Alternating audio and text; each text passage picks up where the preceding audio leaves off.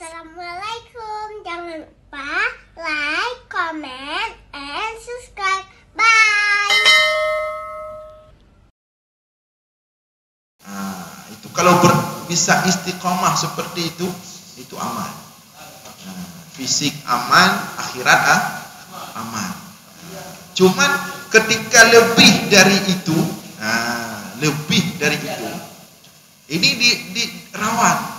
Artinya kadang-kadang bisa lebih, tapi kalau terus diperturutkan lebih, jatuhnya bisa ke tana'um tadi yang berlebihan.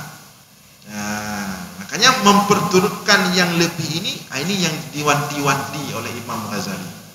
Jatuhnya ke tana'um.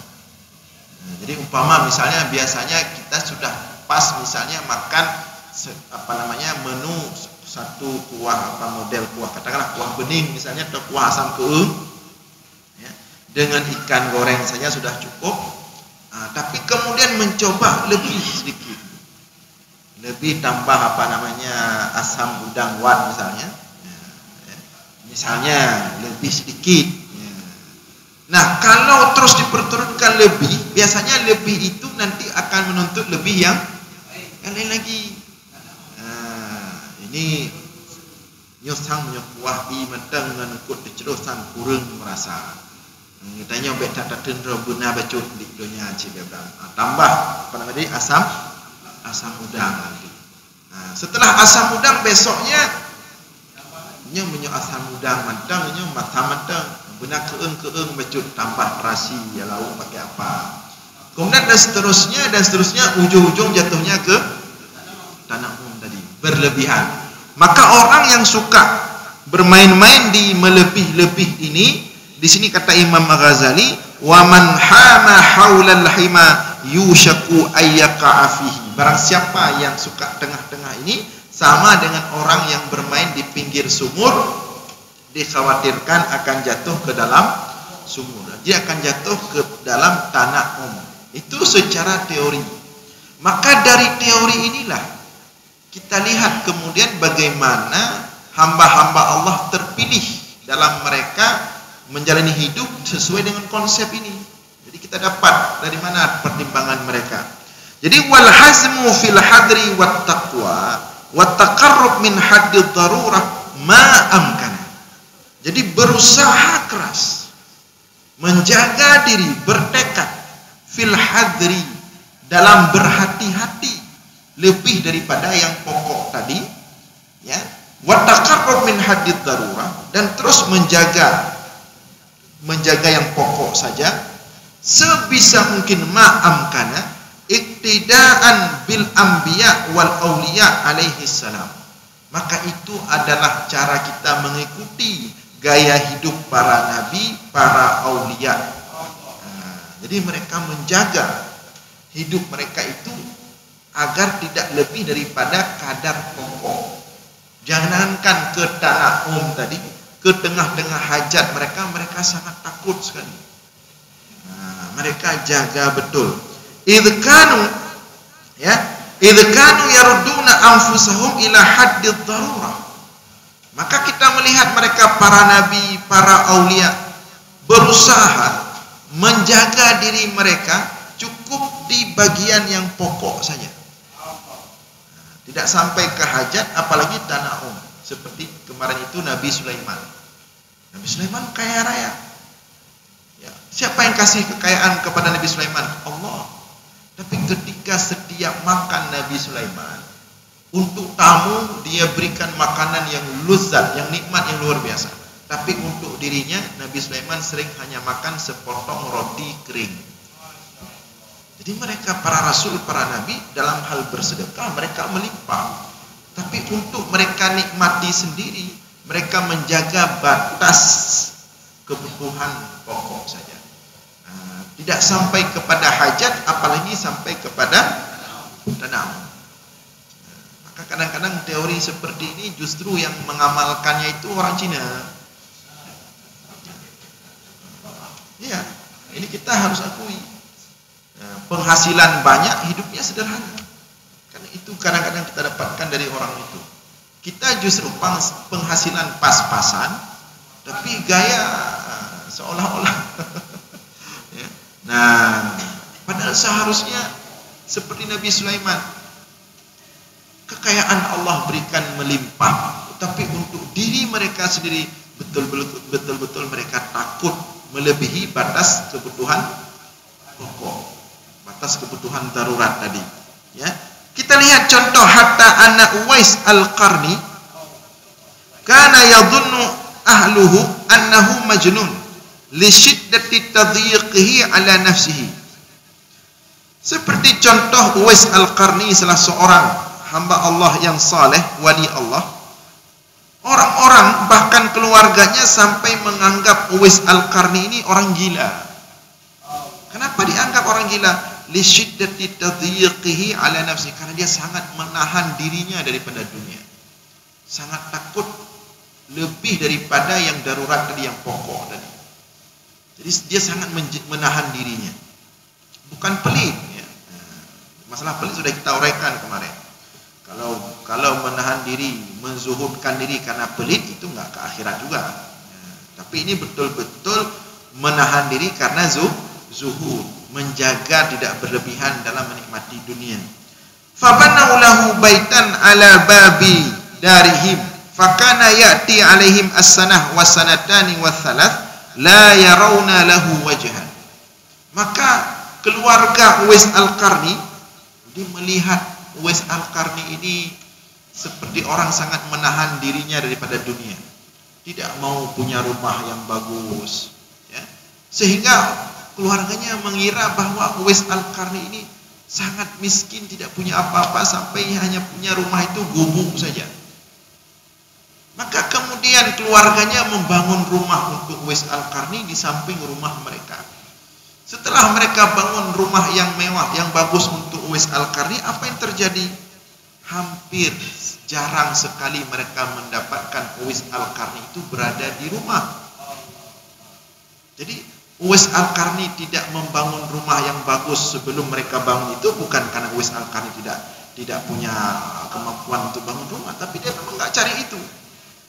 Jadi walaupun keluarganya sudah bangun rumah yang bagus untuk Uwais Al-Qarni, kadang-kadang setahun, 2 tahun, bahkan 3 tahun, Uwais Al-Qarni tidak pernah nampak di rumah yang bagus yang dibangun oleh keluarganya. Nah, jadi hati-hati jangan kita mengira orang-orang para wali Allah ini ketika kita lihat mereka tinggal di gubuk, kemudian kita mengira mereka tidak mampu. Bukan. Kadang-kadang mereka memang sengaja memilih itu tempat mereka. Karena memang bukan tempat itu fokus mereka. Fokus mereka adalah akhir. Jadi walaupun kita bangun rumah bagus, mewah untuk mereka, justru mereka enggak perlu itu. Ini seperti Uwais Al-Qarni. Wa kana yakhruju awwal al-adhan wa ya'ti ila manzilihi ba'da al-isya al-akhirah. Ketika dibangun rumah bagus untuk Uwais Al-Qarni, dia tidak berubah. Kalaupun dia pulang ke rumah, biasanya wa kana yakhruju awwal al-adhan, dia keluar setiap sebelum subuh, azan pertama subuh dia keluar, dan baru kembali ke rumahnya setelah salat isya. Dia tidak menikmati rumahnya, bukan untuk dia nikmati. Mungkin beda dengan kita, kalau apalagi rumah baru, kalau mewah, ada lebih-lebih dari rumah. Sangat menikmati. Uwais Al-Qarni tidak. Ya walaupun sudah ada rumah baru, tetap seperti kegiatannya, seperti biasa hariannya. Keluar rumah sebelum subuh, setiap azan pertama subuh, kemudian ke masjid, beribadah, berbagai macam kegiatan akhiratnya, baru balik ke rumah setelah sholat isya. Hanya untuk tidur saja, bukan bernikmat-nikmat di rumah, bukan untuk bermewah-mewah. Wa kana ta'amuhu ayyal taqita an-nuwa. Dan adalah makanan Uwais Al-Qarni, biasanya dia itu hanya kalau makan mengutip biji kurma, bukan dagingnya. Nuwa itu isi dalam kurma, bijinya yang di dalam di dalam kurma itu yang dia makan. Ya. Wa kullama asaba hashafah khabba'aha li iftarihi wa illam yusib ma yaqutuhu wa kullama asaba hashafah. Jadi dia biasanya kalau makan itu hanya mengutip-ngutip nuwa itu, biji-biji itu, kalaupun dia dapat kadang-kadang kurma yang agak bagus sedikit, dia simpan untuk dia buka puasa. Itu Uwais Al-Qarni, ya. Li iftarihi, untuk dia buka puasa. Wa illam yusib ma yuqawwituhu minal hasyaf ba'an nuwa washtara bi thamanihi ma yaqutuhu. Dan kalau dia tidak mendapatkan kurma itu tadi yang bagus, yang dagingnya tadi, maka dia jual biji-biji itu. Karena orang Arab biji-biji itu digiling, ya, dibuat jadi makanan juga. Dijual biji-biji itu, dan dengan hasil biji-biji itu dia beli sekadar makanan untuk dia makan secukupnya saja. Wa kana libasuhu mimma yultaqatu minal mazabin. Dan adalah pakaian Uwais Al-Qarni itu, kadang-kadang dia sering justru mengambil pakaian dari sampah, dari tong sampah, ya. Dia lihat ada orang buang pakaian, dia ambil, dia pakai. Nah, min qata'il akisah, jadi dari potongan-potongan kain yang dia dapatkan di tong sampah, fayaghsiluha, kemudian dia cuci fil furat, di sungai Furat, wa yunfiqu ba'daha ila ba'din, kemudian potongan-potongan kain itu dia jahit, ya. Nah, tsumma yalbasuha, kemudian dia pakai jadi pakaian. Fakana dzalika libasuhu, seperti itulah pakaian Uwais Al-Qarni. Wa kana rubama marra subyan fayarmunahu wa yadhunnunahu annahu majnun. Sehingga karena itu pakaian Uwais Al-Qarni, kadang-kadang kalau lewat anak-anak kecil, lewat di samping Uwais Al-Qarni, mereka suka mengejek dan meneriaki Uwais Al-Qarni dan melempar Uwais Al-Qarni dengan sesuatu, karena mereka mengira Uwais Al-Qarni itu orang gila. Padahal dia adalah wali Allah. Uwais Al-Qarni itu wali Allah. Jangankan setingkat dengan orang soleh, Rasulullah saja berpesan kepada para sahabat kalau jumpa Uwais Al-Qarni minta didoakan. Tapi begini kehidupan Uwais Al-Qarni, maka kehidupan kita jauh lebih enak daripada Uwais Al-Qarni. Nah, kita enak pagi ngopi panas, ya, kena pisang goreng panas, ya, belukat, makan lontong, ya. Uwais Al-Qarni tidak ada, wali Allah justru tidak dapat seperti itu, kan hebat kita dunia ini. Fayaqulu lahum, maka Uwais Al-Qarni ketika diejek, dikejar sama anak-anak kecil, Uwais Al-Qarni berkata kepada anak-anak kecil, ya ikhwata, in kuntum wala budda antarmuni farmuni bi ahjarin sighar fa inni akhafu an tadmu aqbi fayahduru waqtu shalah wala usibul ma. Wahai kawan-kawanku, kata Uwais Al-Qarni kepada anak-anak kecil yang suka melemparnya dengan batu, in kuntum la budda antarmuni, apabila kalian memang harus melemparku, maka lemparkanlah aku dengan batu-batu kecil saja. Fa inni akhafu, aku takut kalau kalian lempar dengan batu besar, antademu aqbi, kakiku bisa luka, bisa berdarah, sehingga kalau berdarah, fayahduru waktu salat, ketika tiba waktu salat, aku khawatir wala usibul ma, aku tidak dapat air untuk membersihkannya, sehingga aku tidak bisa salat.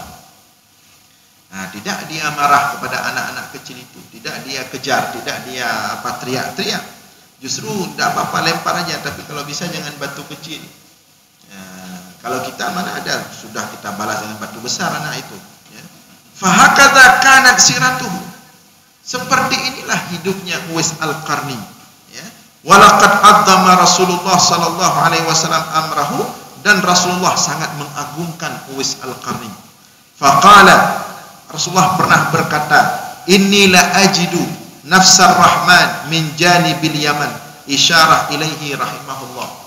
Rasulullah pernah mengatakan, aku sungguh menemukan, aku sungguh mendapatkan nafsar rahman, seorang wali Allah. Nah, nafsar rahman, seorang wali Allah yang maha rahman, min janibil yaman, dia tinggal di Yaman, isyarah ilaihi rahimahullah, sebagai bentuk isyarat. Maksud yang dimaksudkan oleh Rasulullah adalah Uwais Al-Qarni, ya.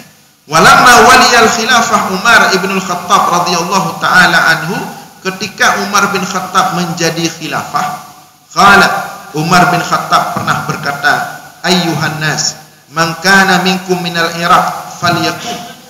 Setiap musim haji, Umar bin Khattab dengan Ali bin Abi Thalib menunggu jamaah haji dari Yaman atau dari Irak.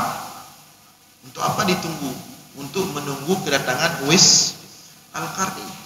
Karena Rasulullah berpesan kepada para sahabat, kalau kalian jumpa Uwais Al-Qarni, minta didoakan. Maka semenjak wafat Rasulullah, Umar bin Khattab dan Ali senantiasa menunggu Uwais Al-Qarni setiap musim haji.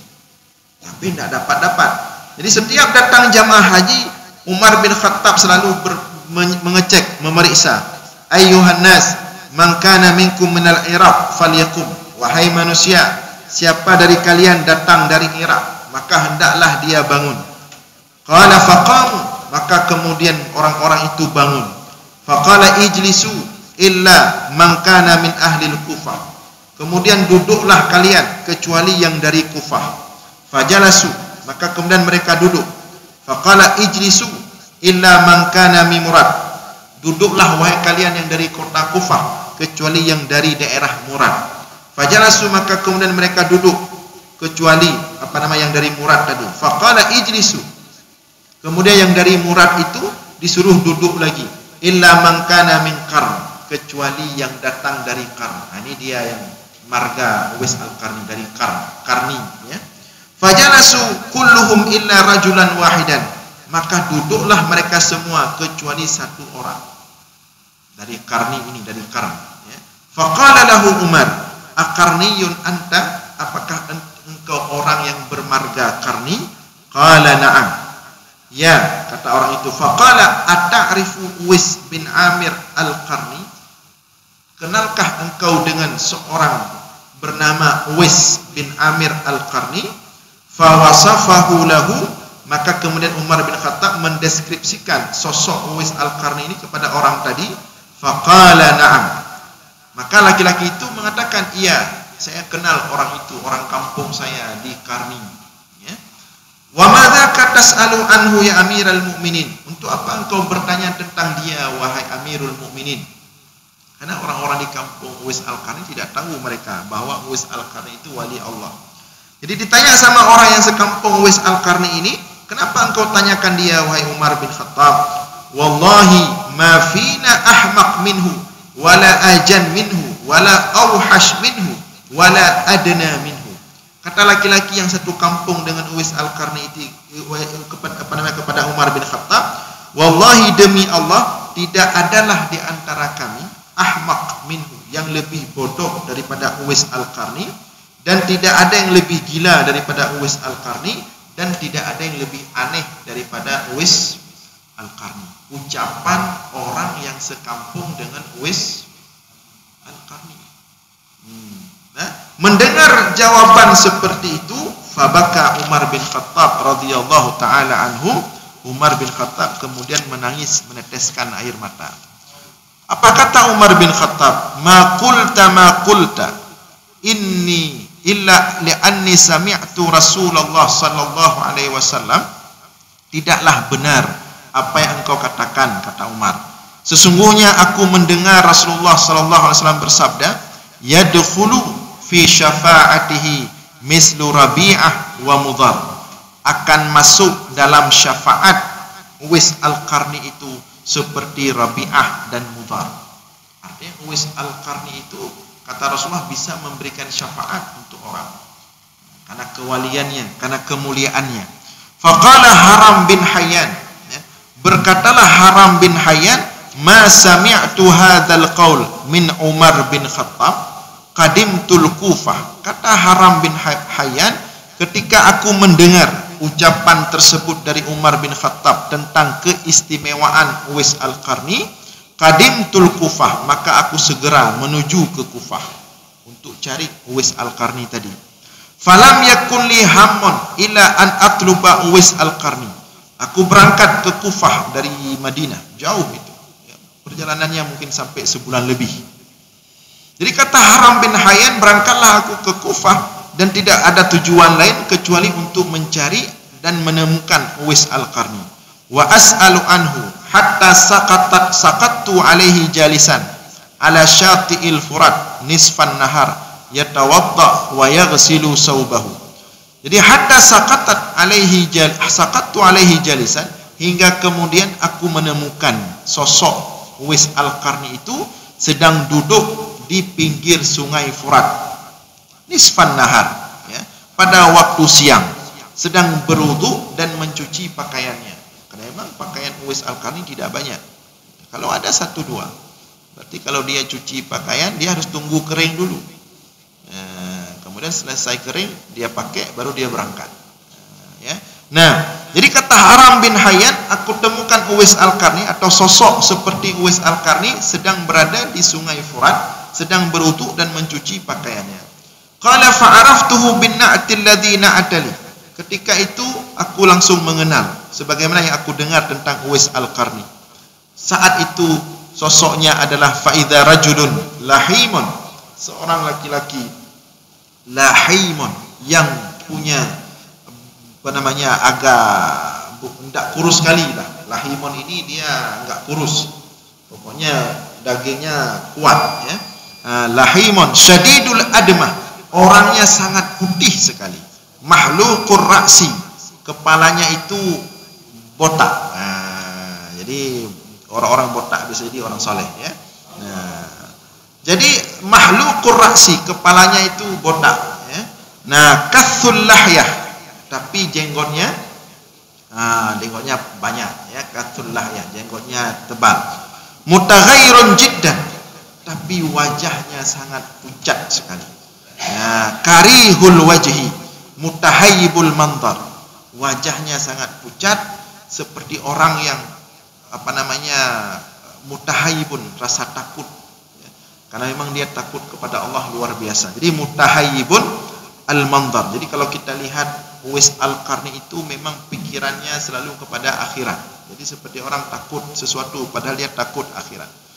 Nah, ini karena kebetulan sudah masuk waktu Isya, kita lanjutkan tentang Uwais Al-Qarni insyaallah pada malam Sabtu depan. Demikian ke malam ini, mudah-mudahan ada manfaat. Aqulu qauli hadza wa astaghfirullah li wa lakum. Wassalamualaikum warahmatullahi wabarakatuh.